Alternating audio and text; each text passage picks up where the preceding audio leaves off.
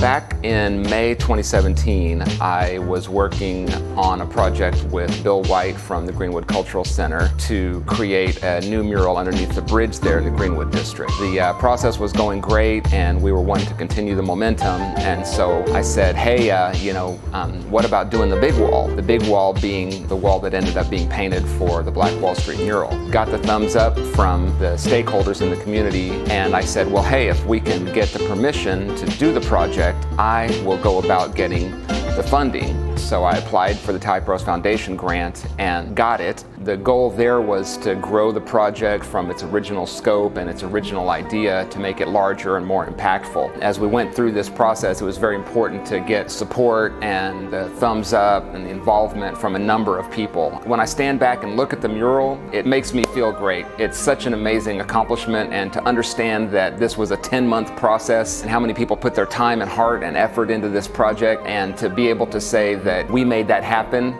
it's an amazing feeling. So anybody that's out there that's thinking about possibly applying, I would say go for it. As somebody who has gone through the grant process twice with Typros Foundation, 2 thumbs up. When the idea for the Tulsa flag came across, I knew it was something that was right up my alley.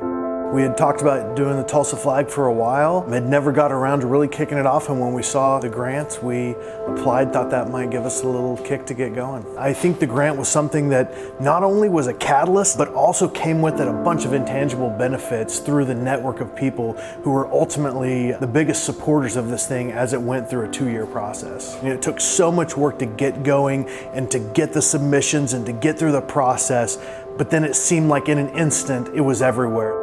Still to this day, when I have family in town, everyone points at the flag as we roll by. So it's a very visible change that was much more gratifying than I ever would have expected from the beginning. If you have an idea that you want to do and you're thinking about applying, you should do it just for the fact that it makes you think through the full plan of what you need to get going.